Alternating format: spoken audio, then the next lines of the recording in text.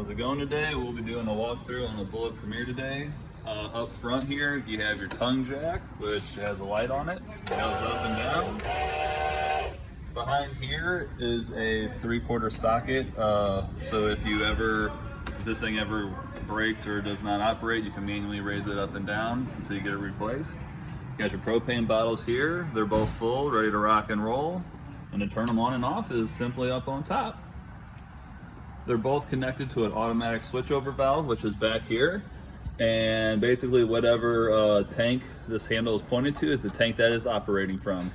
I recommend leaving one tank on and one tank off, because if you have both tanks on, one tank will drain completely empty and without your knowledge will start drawing from the other, and then you'll be completely out of propane at some point.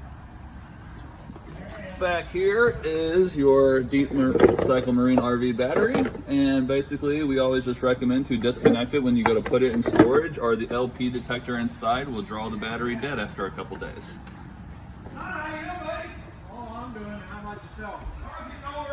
This fuse right here is actually the fuse to the tongue jack, so before you start manually cranking it here, check that fuse to make sure it didn't blow or pop or need to be replaced.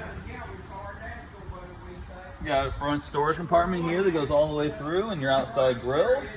You have stabilizer jacks on all four corners. We recommend to get the camper level from front to rear and left to right, and then put your stabilizer jacks down to the ground, and then give them a nice, another crank or turn to tighten them down and get them nice and seated to the ground. Here is your water system. You got your fresh tank fill. You basically just get your sanitized hose, stick it on in there, turn your water on, and it'll fill right up. Here is city water. If you go to a campsite that has a water spigot at your actual campsite, you'll basically hook a water regulator to it, and then your hose to the camper, and it will just feed water inside like it does the house. Down below here is your fresh tank drain, and you simply just come under here and take the cap off, and it'll start draining the fresh tank. You got your slide out on this side. Back here is a outside shower, which is good. It has hot and cold water, so it's good for rinsing off yourself, dogs, kids, kind of where you bring all the dirt and grime inside. You have a power cord here, which is about 35 feet long, and you just shove it in the hole and pull it back out. Underneath all of this here is the dump station. So this is where you're going to get your dump hose. You just simply untwist a quarter turn on the door and then put your hose to it, and put the other half of the hose in the hole in the ground.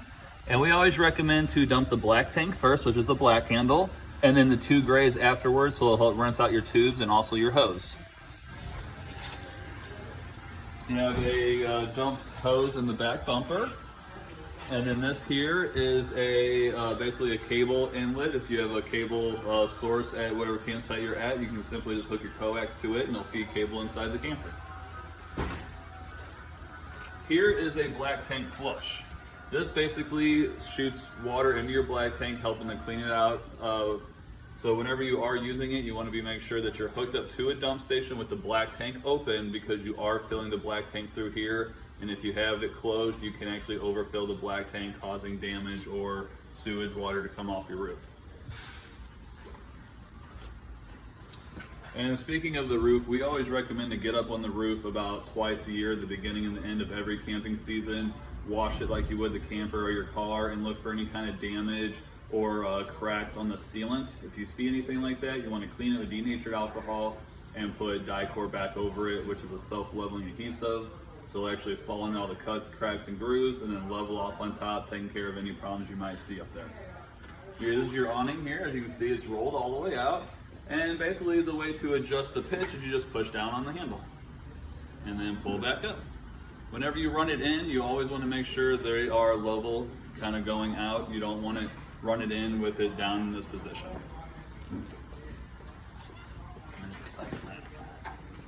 Here is the water heater. Water heater runs on gas and electric. All the switches are inside. And we recommend draining this after every camping trip so the water doesn't become stagnant and smell like rotten eggs. The way that you do that is you turn off your water source, either the city water or the water pump, and you come out here and just open this gate valve, and it'll relieve all the water pressure that's in the water heater. And you just simply open this valve up and it'll drain it. The way that you fill it is whenever you go to turn your water on, once again, either the water pump or city water, you're going to close this valve, open this one up, and it's going to basically push all the air that you trapped in the water heater out through here. And then once water starts shooting out, you know that the water heater is full, safe, and ready to be turned on.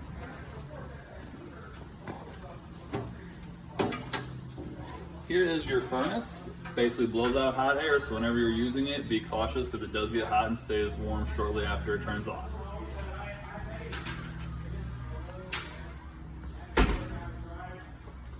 This is the other side of your front storage compartment.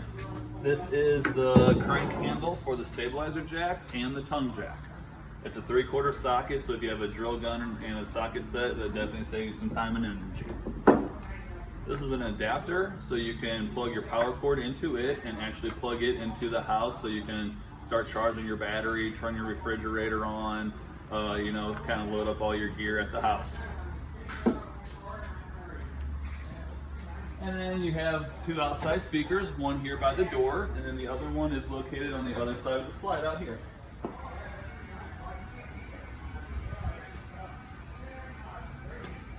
I guess we can go on in.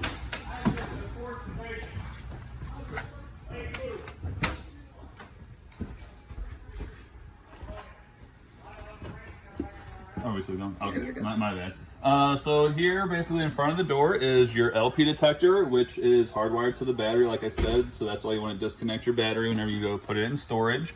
That will sense carbon monoxide and propane. So anytime you hear it going off, you want to turn off your propane tanks and stop using them until you have a professional look at it. Here is the monitor panel. You have glide room 1, glide room 2, in and out. You just hold it down until the room gets all the way in, or hold it out until the room gets all the way out and you hear the motors turn off.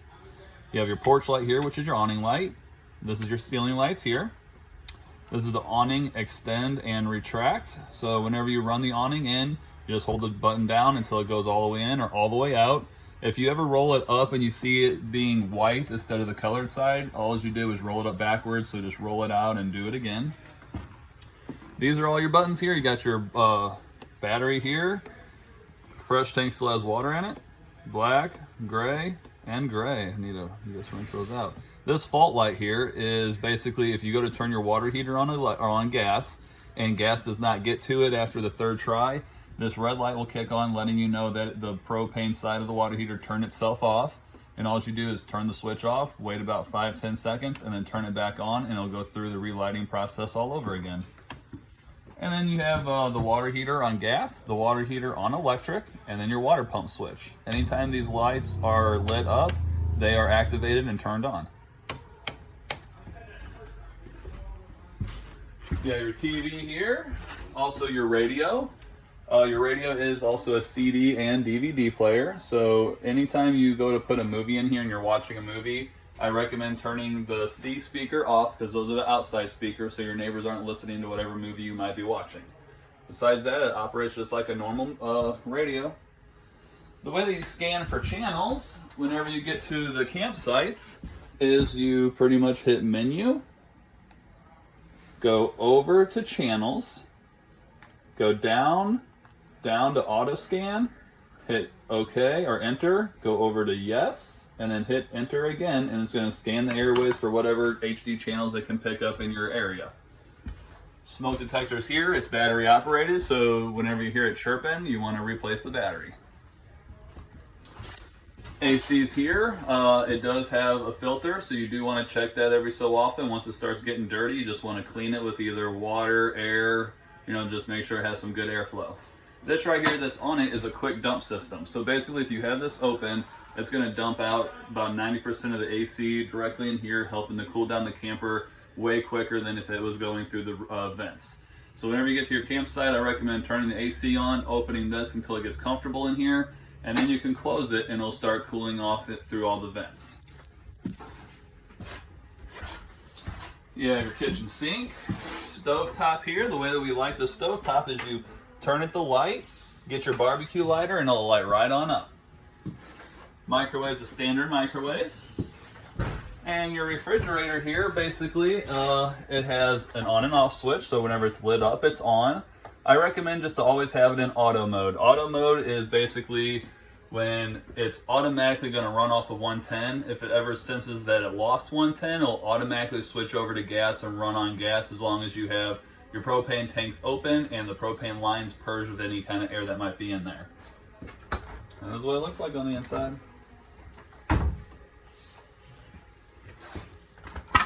The refrigerator does take about 12 to 24 hours to get down to the cooling temperature, so we always recommend to try to plug it in the night before you start putting food into it.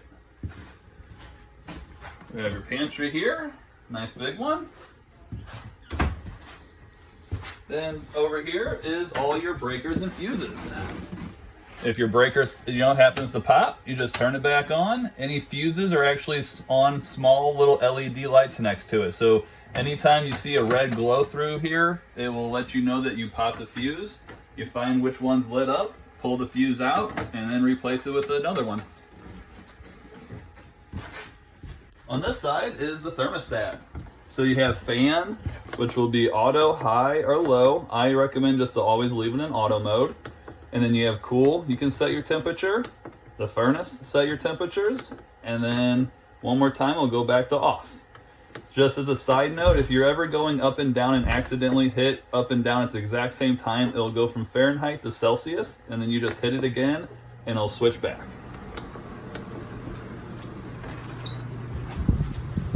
In the bathroom here is your GFI, so if you plug into an outlet and it doesn't produce electricity, come and check here. It just simply might have popped like it does at the house sometimes. Got your sink, your toilet.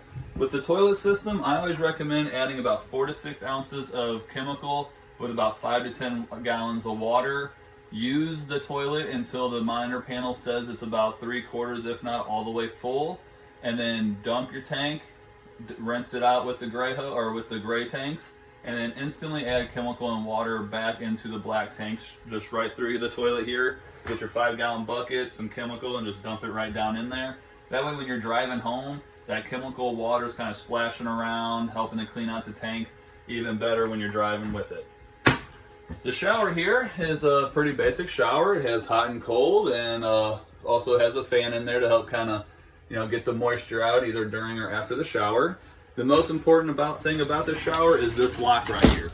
You want to make sure this lock is locked in before you start traveling. If not, the glass will break. It has the opportunity to just slam it around while you're driving, and it will shatter into like a million pieces. And then you have some storage here.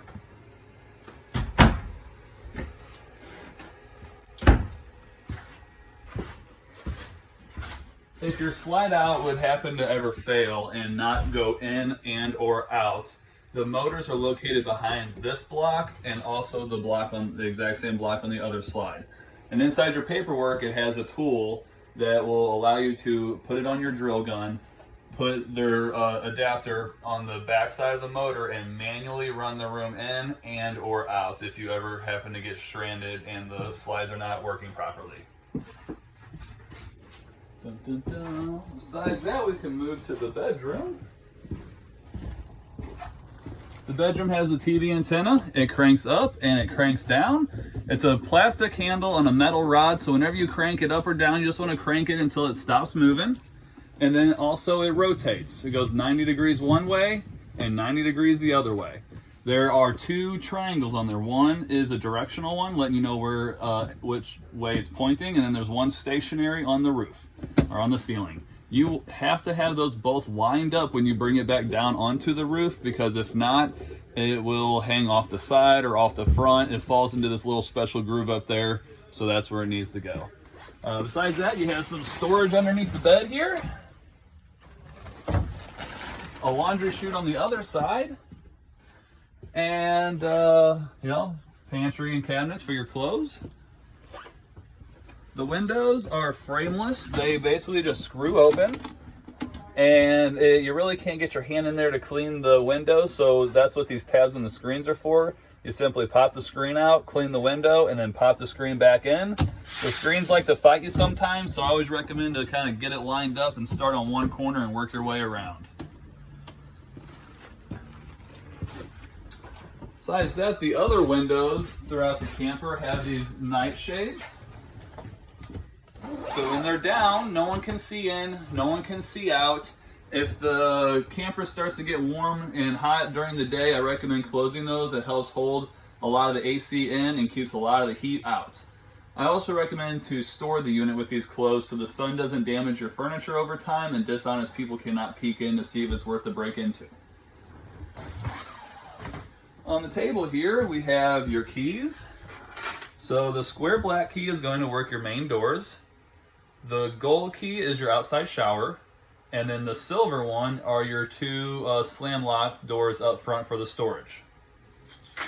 You also have a remote for your radio, parts and accessories catalog, and all the reading material that came with the unit, warranty cards possibly, owner's manuals, things like that.